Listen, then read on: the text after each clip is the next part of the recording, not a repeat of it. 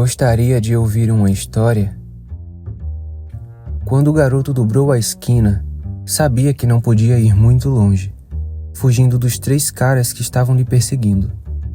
Correu mais um pouco, viu o quintal cheio de móveis velhos espalhados por aquele gramado alto e se escondeu atrás de um guarda-roupa caído de lado.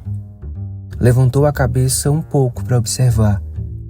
Quando eles pararam bem próximos do local e começaram a cochichar que logo o pegariam e sairiam caminhando. Aliviado, suspirou um pouco e ficou examinando a casa diante dos seus olhos. Mas logo surgiu o proprietário, observando o garoto e os outros demais que estavam se afastando. Nesse momento, a criança colocou o seu dedo entre os lábios, pedindo para o senhor ficar em silêncio. O velho assentiu com a cabeça e aguardou um tempo para começar a comentar. Perguntou ao garoto o que estava acontecendo e logo teve sua resposta, sobre uma fuga para evitar uma surra no final do horário do colégio. Finalmente, o garoto se preparou para sair. Preocupado, o proprietário do local disse para ele ficar mais um pouco porque eles poderiam estar próximo. Sem muitas escolhas, o garoto concordou, sentando-se novamente, esticando suas pernas e colocando a mochila em cima das costas. Curioso, perguntou por que existia tanto os móveis na frente da casa do senhor, e ele respondeu que não apenas eram coisas velhas, que ele não consegue jogar fora ou queimar atrás do seu imóvel. Obrigado por não me expulsar ou falar que eu tô me escondendo aqui. O senhor mora sozinho nesse lugar? Nunca passei por essa parte da cidade, mas como estava fugindo, não tinha muita escolha. Agradeceu e tentou se comunicar com o seu salvador, abrindo e fechando o zíper da sua mochila para aliviar o seu estresse. Não precisa se preocupar. Valentões, certo? Conheço muito bem eles na época do colégio, mas você não parece ser aquele tipo de nerd covarde. É um garoto até forte e alto. Os seus lábios assobiaram enquanto ele repousava suas mãos em cima de uma mesa, com um vidro quebrado, e observando as ruas. Eu não sou um covarde nem nada do tipo, só que não quero machucar ninguém. Nunca vou ser esse tipo de cara que se sente especial no mundo, mostrando que é dono do pedaço. Prefiro evitar do que usar a força, porque poderia muito bem acabar com aqueles otários. Pareceu irritado, tirando um livro de capa fina de dentro da mochila e abrindo na parte que estava marcada onde ele parou a sua leitura. Ah, é claro, não queira se ofender. E a propósito, esse é um livro de terror? Eu gosto de coisas desse estilo, sabe?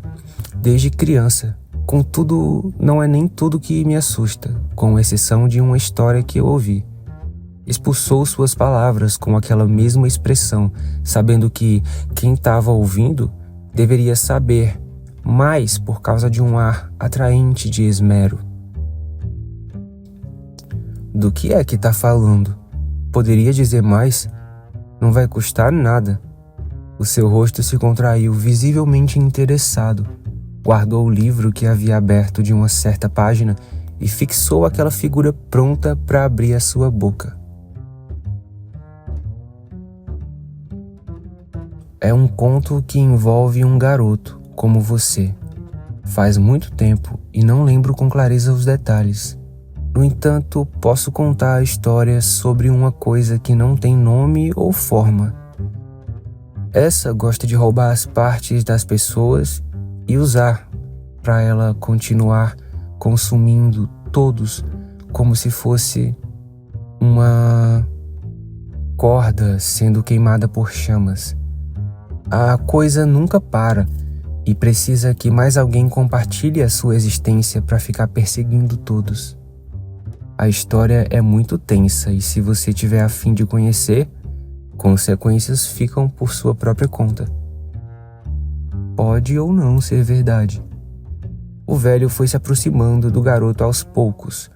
Tudo o que dizia parecia apagado pelo vento, que estava desbotando sua roupa e espalhando os cabelos do menino sentado no gramado.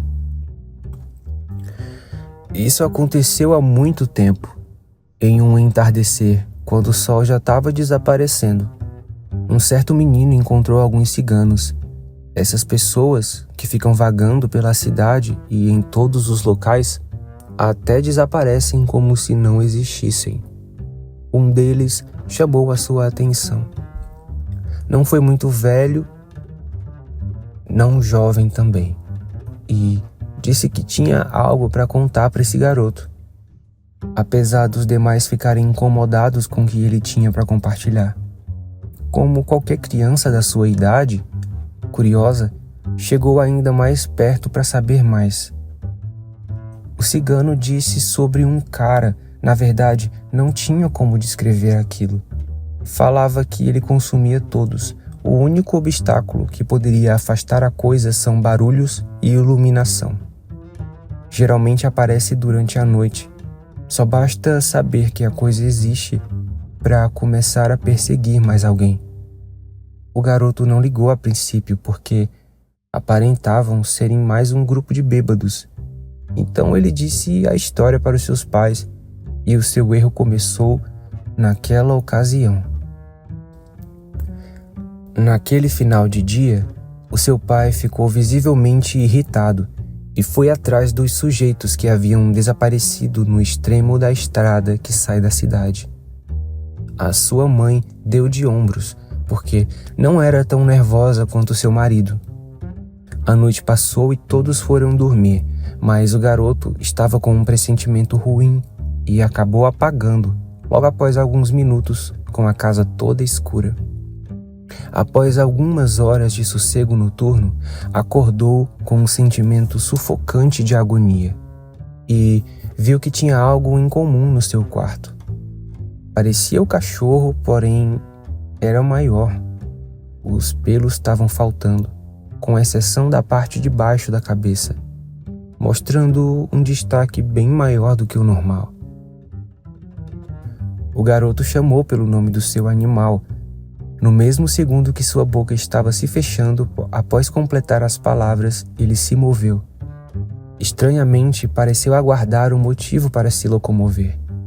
Em sua boca estavam saindo fluido e ele foi caminhando de forma descomunal, cada vez mais próximo. Existe um limite entre a luz da janela e o local escuro, e cada vez foi percebendo, enquanto aquilo se aproximava, que não era o seu animal. Logo, ouviu aos poucos vozes pedindo socorro. Sorrateiramente, outras partes daquela criatura saíram do seu corpo. Braços e pernas humanas, se movendo asquerosamente como aranhas. Então, a coisa mostrou uma parte do seu rosto. Imitava a cabeça de um homem. Sua boca estava quebrada para o lado e a língua jogada, cobrindo o rosto. Sangue não parava de pintar o carpete do chão, de caligem. Na tentativa de pedir socorro com suas mãos, o garoto acendeu o abajur próximo de sua cama, e aquela coisa gemeu quando seu corpo foi iluminado e em seguida desapareceu. Não demorou muito para a luz clara do seu quarto ser substituída por iluminações vermelhas e a polícia arrombar a porta e encontrar o garoto assustado, suando e aflito.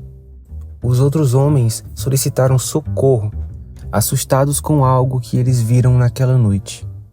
Desde aquele dia, ele nunca soube com todos os detalhes o que havia acontecido ao certo com seus pais. De acordo com seus tios, sua família havia sido morta por algum invasor que mutilou seus corpos brutalmente como animais. Mas ele poupou a criança por alguma razão.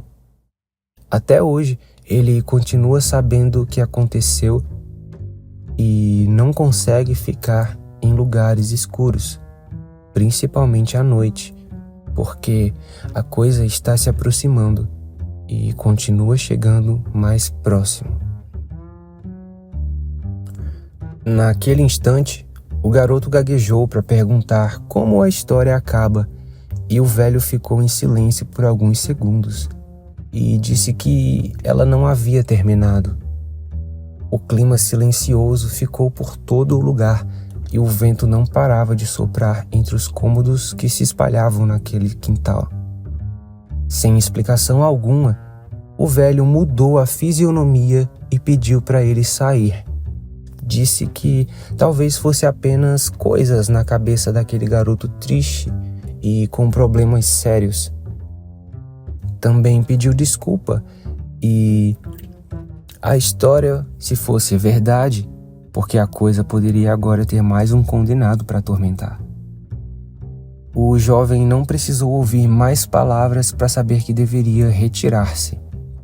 Antes de se despedir, perguntou se o idoso ficaria bem e ele disse que sim, porque, de acordo com a história, essa noite o menino do conto enfrentaria os seus medos e deixaria todas ou qualquer iluminação de sua casa apagada e encararia aquilo que se transforma nas sombras dos seus móveis no crepúsculo.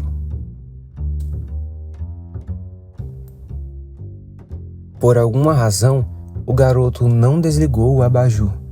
Ficou com um sentimento preocupante de premonição para algo ruim dentro da sua casa, mas tentou adormecer e sentiu necessário de não dizer para os seus pais. E a sensação nauseante em sua mente não daria sossego tão cedo. No dia seguinte, captou sua mãe acordando e dizendo que estava atrasado para o colégio. Um suspiro aliviado fez seus medos desaparecerem porque, por alguma razão, havia acreditado nas palavras daquele velho. No início dessa manhã nublada, apesar do atraso para chegar no colégio, passou naquela casa, bateu a porta e ninguém respondeu. Notou que a residência estava destrancada e entrou. Caminhou pelos cômodos com cheiro forte de madeira podre, subiu as escadas, empurrou uma porta e encontrou o velho, deitado na cama. A janela estava com pregos, ocultando qualquer iluminação, com um monte de trapos. Estava escuro o suficiente, mas não tão escuro para chegar o suficiente mais perto.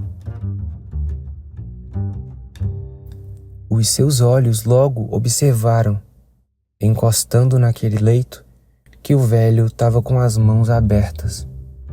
Um dos dedos atrofiados como se estivesse sido dobrados. Uma das pernas esticadas até o final do colchão, ultrapassando o limite do giral para o lado direito, e a outra faltando e sem sangramento. O seu peitoral para frente e a boca terrivelmente aberta. Os seus olhos se tornaram tão repugnantes que ele não conseguiu observar nada além daquilo. Mas parecia que, antes de morrer, ele estava vendo algo no canto do quarto. Os seus olhos aterrorizantes acompanharam a forma que a cabeça daquele homem estava virada para encontrar o que ele viu antes da morte. Murmúrios logo ocupam o quarto, como uma multidão aplaudindo e roubando o silêncio que esteve ali. O barulho de goteira, o rangido das madeiras, o odor de decomposição de uma casa consumida pelo tempo e uma coisa se movimentando. Antes, parecia como qualquer outro móvel quebrado e esquecido. Contudo, se moveu como um animal. Sem muita demora, se posicionou como um homem como qualquer outro. Muito alto, os pelos embaixo da cabeça eram nada além de couro cabeludo. A coisa abriu a boca e uma língua enorme saltou cobrindo seu rosto. Os seus braços se abriram e logo outras pernas, rosto e mãos surgiram por todo o seu corpo. Então, o garoto saltou para trás, caindo longe pelo pavor, e se afastou o suficiente para escapar. Encontrou abrigo em uma parte mais iluminada e escapou. O mínimo que poderia fazer era anunciar uma chamada de emergência em anônimo sobre um idoso precisando de auxílio.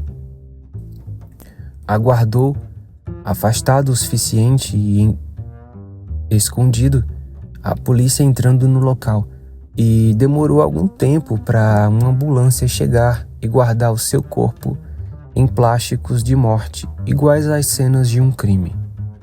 As coisas naquele dia ficaram ainda piores porque a vingança dos valentões não foram nada próximos aquela sensação de perseguição que o garoto notava, e tinha a sensação de que algo lhe estava observando em todos os lugares que ia.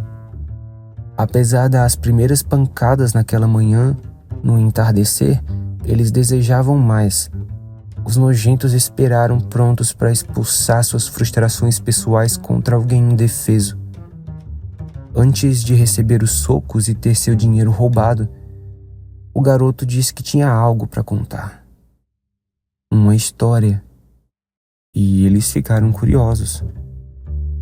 Enquanto estava tendo só a camisa dobrada pela parede, em mais uma rua vazia, ele movimenta os seus lábios e começa a contar uma história.